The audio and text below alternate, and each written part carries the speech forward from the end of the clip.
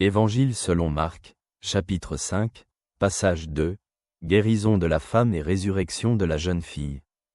Quand Jésus traversa de nouveau en bateau de l'autre côté, une grande foule se rassembla autour de lui. Et il se tenait près du lac.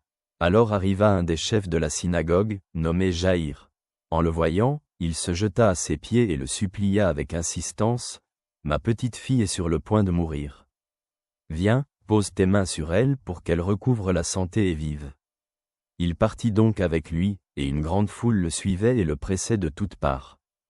Une femme, qui souffrait d'une perte de sang depuis 12 ans, avait beaucoup souffert sous de nombreux médecins et avait dépensé tous ses biens sans aucun résultat. Au contraire, son état avait empiré. Ayant entendu parler de Jésus, elle vint par derrière, dans la foule, et toucha son manteau.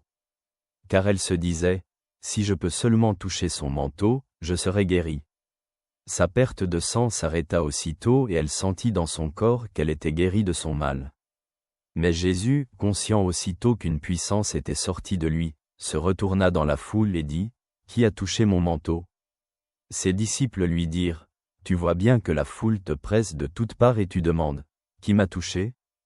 Mais il regardait autour pour voir celle qui avait fait cela.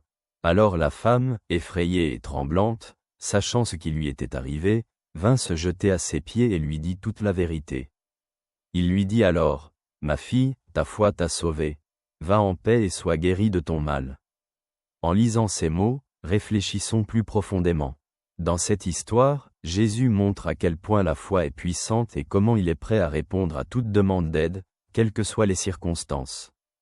Jaïrus, le chef de la synagogue, malgré son statut social et son prestige, vient humblement et avec foi à Jésus, demandant la guérison de sa fille. Cela montre que, peu importe qui nous sommes, nous devons aborder Jésus avec une confiance et une foi complète, car il réagit à notre foi humble et non à nos mérites. Cependant, ce qui est tout aussi important, c'est l'attitude de la femme souffrant d'hémorragie, qui a lutté contre la maladie pendant 12 ans et a dépensé tous ses biens en traitement, mais n'a pas trouvé d'aide. Au lieu de chercher d'autres médicaments, elle s'est tournée avec espoir et foi vers Jésus, même en touchant simplement son manteau. Cette femme montre que nous n'avons pas besoin d'être parfaits ni totalement convaincus pour que Jésus nous guérisse. Il suffit d'une foi, même petite, et de la volonté de s'ouvrir à sa puissance. Ce toucher, bien que paraissant insignifiant, conduit à une guérison immédiate, car Jésus, sachant qu'un pouvoir était sorti de lui, a prêté attention à cet acte de foi. C'est un rappel que Jésus réagit à notre foi, non à nos efforts de perfection. Cela peut nous encourager à nous tourner vers Jésus avec confiance dans nos difficultés, quelles qu'elles soient.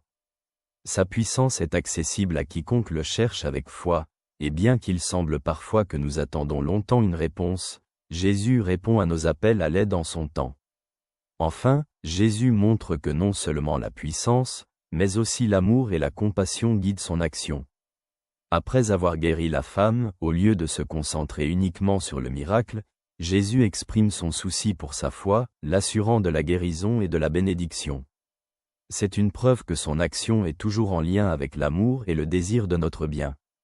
Jésus ne fait pas que guérir, mais nous renouvelle spirituellement, offrant la paix et la guérison non seulement du corps, mais aussi de l'âme. Que cela t'apporte la paix, ton ami te salue.